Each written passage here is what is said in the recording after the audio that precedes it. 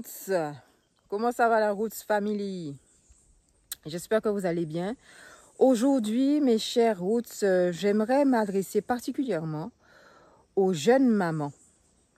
J'ai le plaisir de constater que vous êtes de plus en plus nombreuses, mesdames, à vous abonner ou à regarder tout simplement les vidéos de Maman Roots.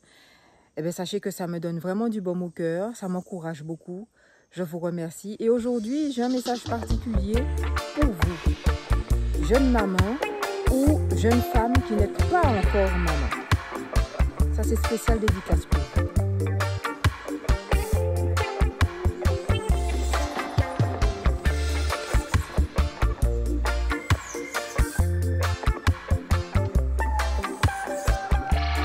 Devenir maman pour la première fois, c'est pas une chose facile.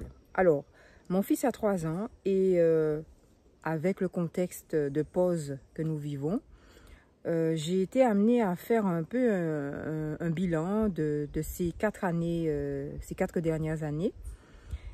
Et je me suis rendu compte que il y a des choses que j'aurais, si je devais avoir un autre enfant aujourd'hui, il y a des choses que j'aurais faites et d'autres que j'aurais évité, que j'aurais fait autrement. Et j'ai décidé de partager ça avec vous, tout simplement parce que au moment où moi j'ai eu mon fils, où je suis tombée enceinte et où j'ai eu mon fils, c'est vrai que j'ai eu des difficultés à trouver des témoignages de femmes de ma communauté, là encore, parce que souvent on a envie de savoir, les gens de notre communauté, comment ils vivent les choses, comment ça se passe pour les autres personnes qui passent par les mêmes étapes que nous dans notre communauté.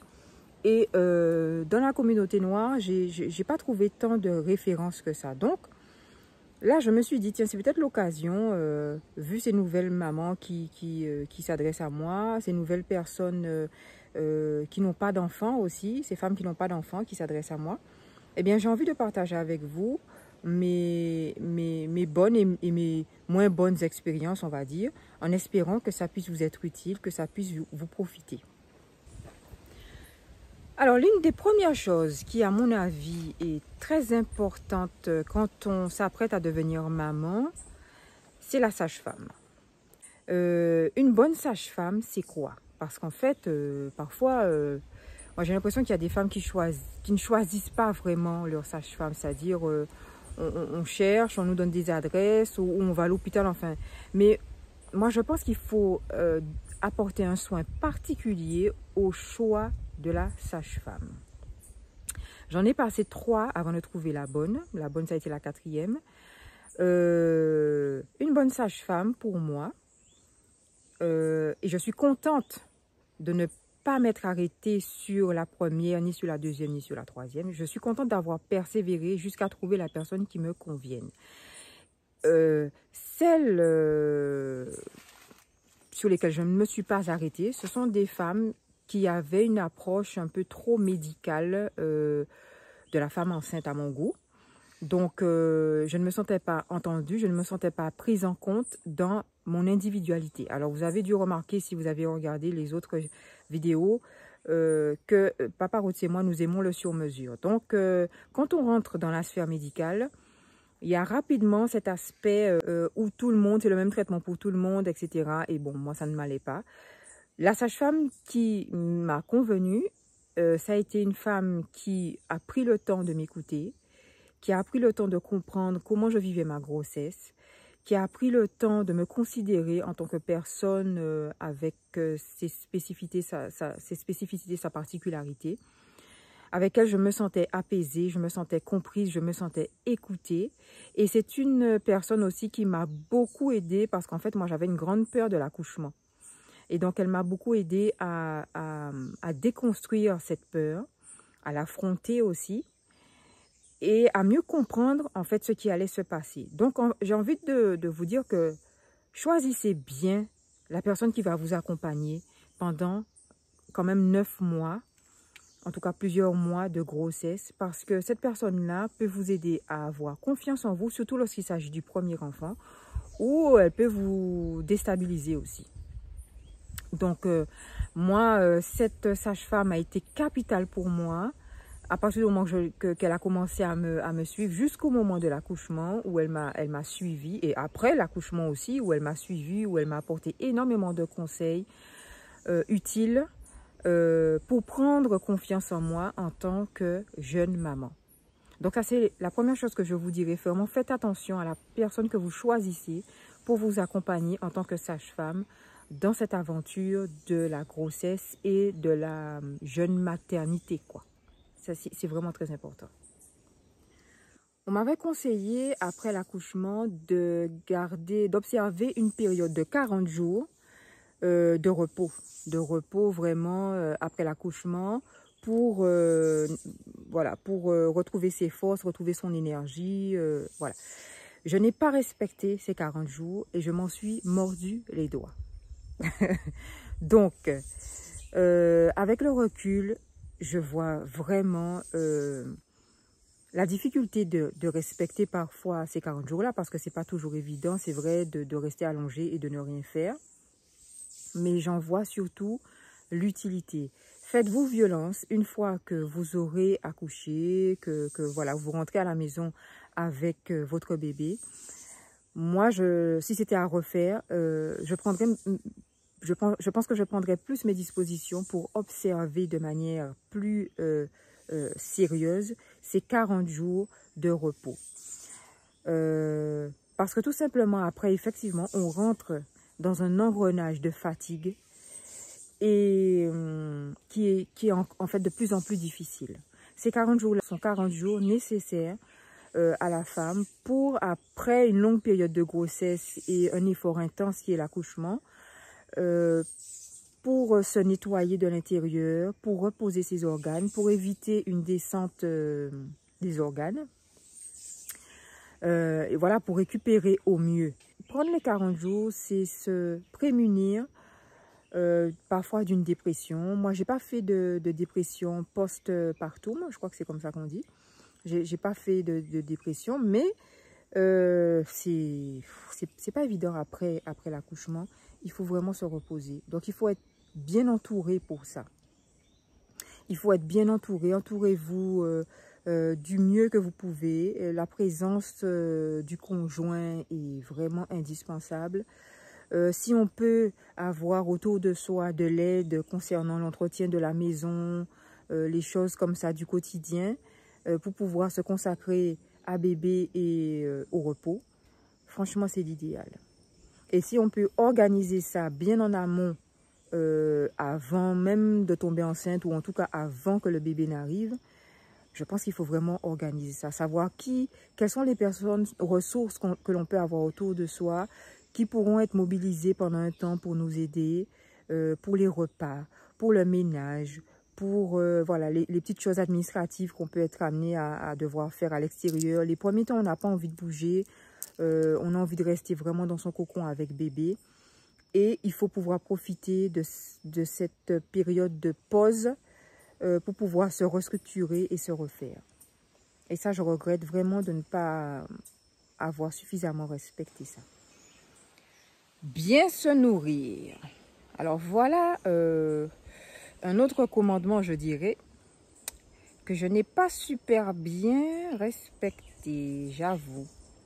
Bien se nourrir quand on est enceinte ou lorsqu'on vient d'avoir bébé et que l'on veut allaiter, et même si on ne veut pas allaiter d'ailleurs, bien se nourrir pour tout simplement être en santé, pouvoir s'occuper de son enfant, eh bien, c'est manger beaucoup de légumes.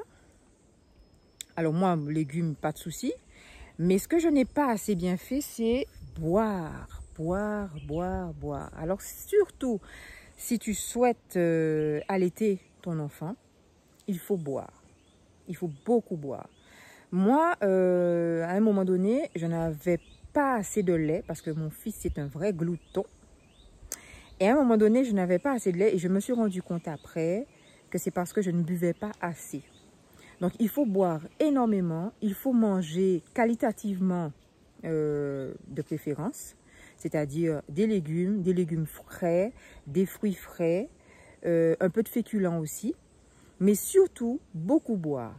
Et pour les femmes qui souhaitent allaiter, moi, ce que j'ai remarqué, c'est que, alors, selon l'endroit où tu es, je ne sais pas si ce sont des choses qui sont faciles à se procurer, mais ce qu'on appelle ici en Guadeloupe le manger coco, la chair du coco. Alors ça, c'est super bon pour avoir du lait. Quand je mangeais ça, j'avais une montée de lait ça aide beaucoup.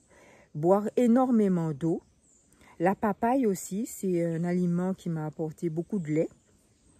Voilà, donc bien se nourrir, c'est très important lorsque on vient d'accoucher et surtout si on veut allaiter son petit.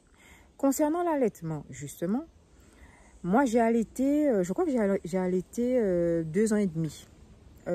Ça par contre, c'est aussi un regret que j'ai, non pas d'avoir allaité, hein, mais d'avoir arrêté. Je ne dis pas qu'il faut allaiter son enfant jusqu'à... je sais pas, moi, pour moi, il n'y a pas d'âge limite, en fait. Mais j'ai arrêté, moi, à 2 ans et demi, sous la pression extérieure. Ouais.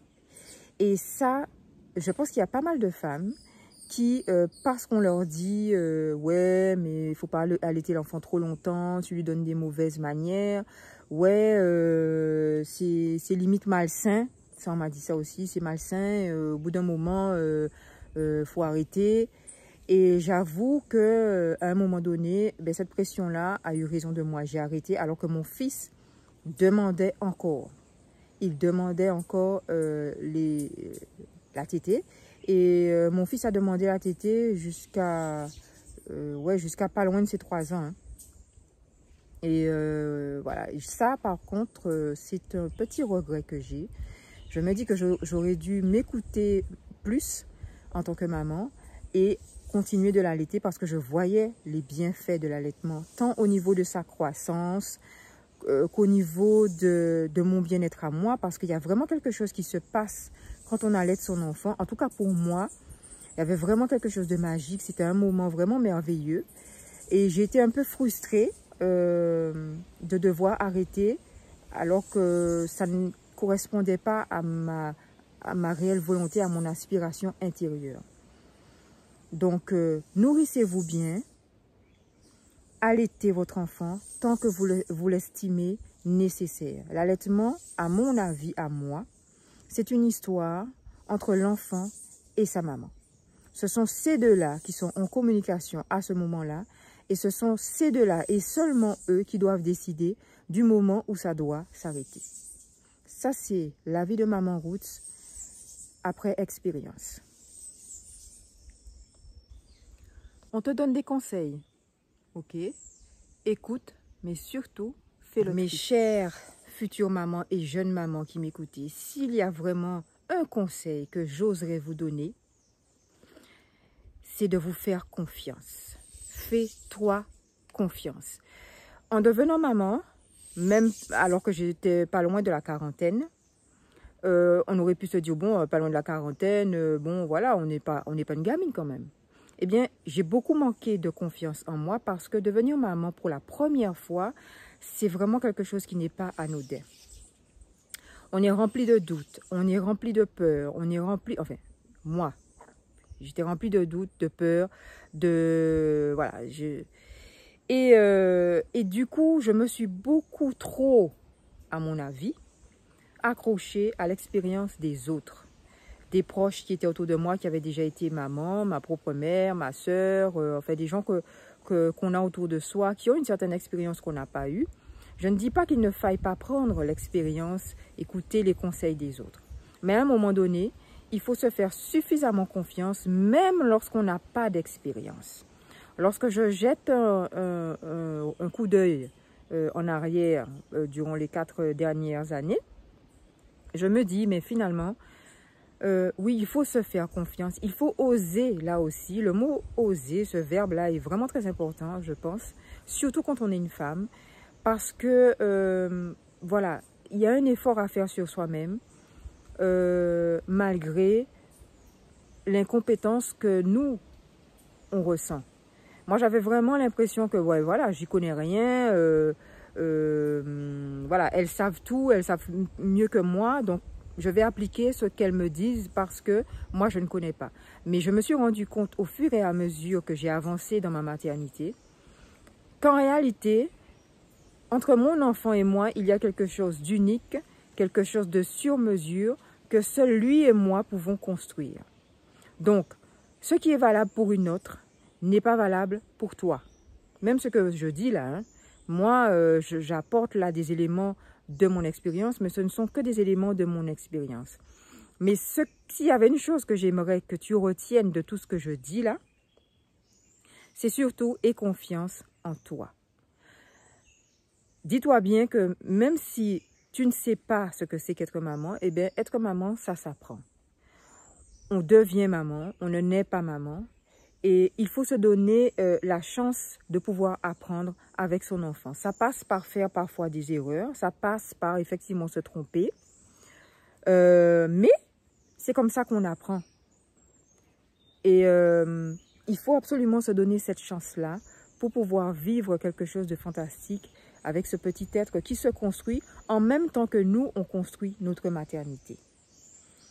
Fais-toi confiance, ose des choses qui sont à l'intérieur de toi, parce qu'en fait, on a beaucoup plus de choses à l'intérieur de nous qu'on ne le soupçonne. Ose dire oui à ces choses en toi qui ont envie de sortir. Voilà, tu as envie d'allaiter ton enfant jusqu'à je ne sais pas quel âge. Tu as envie de le nourrir. Moi, par exemple, je me rappelle, je voulais le nourrir exclusivement de produits locaux. Eh bien, ça aussi, j'ai eu pas mal d'objections. Oui, mais non, mais il faut lui donner ci, mais même ça. Le lait de vache, moi, j'étais pas pour. J'ai eu des objections par rapport à ça aussi. Et à certaines fois, j'ai flanché, mais en fait, pas longtemps. Mais j'ai flanché un peu et je me rends compte maintenant que vraiment, j'aurais dû, depuis le départ, avoir suffisamment confiance en moi pour suivre ce que moi, je voulais. Et pour évaluer moi-même ce que j'estime être bon ou pas bon. Fais-toi confiance, quel que soit ton âge, tu deviens maman. C'est un moment merveilleux, c'est une chose merveilleuse que d'être maman. Mais c'est une chose qui s'apprend. Donc, donne-toi la chance d'apprendre. Si tu as la chance d'être accompagné par le père de ton enfant ou par un homme qui est à tes côtés, eh bien que celui-là prenne pleinement sa place auprès de toi pour te permettre de gagner en confiance parce que ça, on en a énormément besoin. Moi, ce que je dirais au père, c'est qu'il faut être là, qu'il faut être présent. Qu'il faut être présent. Ce que je vais dire là, c'est assez dur, mais on n'est pas juste des géniteurs, quoi. On n'est pas juste des géniteurs, on doit être présent auprès de notre femme. Parce que les femmes, elles jouent un rôle très important, porter l'enfant, accoucher l'enfant. C'est déjà une charge très importante, quoi. Et on doit être auprès d'elles pour pouvoir les soutenir, pour qu'elles puissent justement accomplir au mieux cette mission qu'elles ont de porter l'enfant, de lui donner vie en bonne santé. Tout ça, ce sont des choses qui sont reliées, quoi. Les hommes se plaignent beaucoup de l'humeur de la femme durant la grossesse et après la grossesse quand l'enfant arrive. Comment tu as géré ça, toi? Ben moi, je me dis que vu ce que ma femme endure, vu ce que j'ai vécu par rapport à la grossesse, ce que la femme endure et les souffrances et tout de l'accouchement, ben, être un punching ball, c'est un cinquième de tout ce que vous portez, quoi. Et c'est pour un temps. Et c'est pour un temps. Donc, moi, je me dis, c'est absolument rien. On dit que la souffrance de l'accouchement, c'est équivalent à une balle de fusil dans le corps. Et donc, si on fait... Moi, j'ai pas eu de balle, hein, mais je fais qu'imaginer quand j'ai une coupure, tout ça, la douleur qu'on endure. Donc, quand tu passes tes nerfs sur moi, je me dis, allez, j'évacue ça tout de suite parce que... Petite mise au point quand même. Quand il parle de punching ball, c'est pas exagéré non plus. Hein? On se comprend. C'est-à-dire qu'il y a des moments où on peut avoir des nerfs, où on peut être énervé, on peut... Ok. Donc, lui, en fait, c'est vrai qu'il va passer sur certaines choses, il va passer sur certains états d'humeur que je peux avoir, que j'ai pu avoir lorsque j'étais enceinte, lorsque bébé venait d'arriver, que voilà, on n'est pas en grande forme.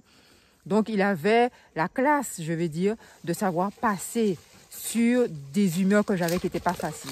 Mais bon, c'est pas punching ball dans le sens où je passais méchamment mes nerfs sur lui et en m'en foutant de ses états d'âme, c'est pas ça. Oui, Hein? Petite rectification, petite explication complémentaire de Maman Rhodes quand même. Hein? Mais oui, et je pense à quelque chose là. Ce qui est important aussi, c'est d'avoir une bonne sage-femme. Oui, je leur ai dit ça. Ok. une sage-femme top. Ah ouais, parce que la sage-femme prépare le mari, Ouais, aussi. le papa et la maman. Ouais, par contre, tu fais bien de le dire que ce qu'il faut, c'est que le papa s'investisse aussi pour aller voir la sage-femme avec la future maman. Parce que la sage-femme, c'est pas que pour la maman, c'est aussi pour papa. Et Exactement. nous, dans notre cas, elle nous a été très très utile, c'est vrai. Elle a été très utile et elle a tenu à ce que le mari soit là. Ouais. Elle a insisté sur ça. Ouais. Et donc, la sage-femme, parce que le papa, le jeune papa, il connaît pas grand-chose. Hein. Moi, Ben, comme la jeune maman. Hein. Comme la jeune maman. Et donc, c'est bien d'avoir une sage-femme qui, justement, prépare le papa et la maman. Et donc, on peut préparer le moment au mieux, quoi, ensemble. Et se comprendre quand on parle des choses. Voilà. Quoi. Et c'est pour ça qu'au moment où maman, elle a ses humeurs, eh bien, nous, on comprend ce qui se passe. Voilà, ce qui se passe, on comprend mieux et vrai. on peut mieux, justement, gérer les choses, quoi. Ok, voilà les Roots. Vous avez eu le petit mot de Papa Roots. Merci Papa Roots. Il n'y a pas de souci, hein. C'est pas un moment facile, mais c'est un moment qui fait grandir quand on s'y prépare à deux et qu'on le vit à deux. Exactement. À bientôt les Roots. À bientôt. Pour finir, je te dirais que devenir maman, c'est devenir quelqu'un d'autre. C'est évoluer dans d'autres sphères. C'est atteindre un monde nouveau. Alors à toi qui n'es pas encore maman, à toi qui l'es depuis peu, eh bien j'envoie beaucoup de lumière, beaucoup de courage, beaucoup d'espoir. Et je te dis, ose. N'aie pas peur. Ose être tout simplement la femme que tu es, la maman que tu es. Et avance avec ça.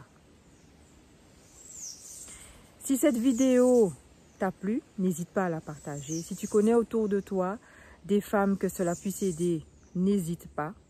Ça me fera très plaisir. Et si tu n'es pas encore abonné, je ne comprends pas trop pourquoi.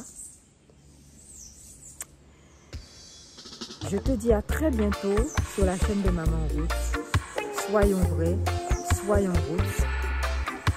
Soyons toutes des mamans authentiques qui osent. À très bientôt sur la chaîne.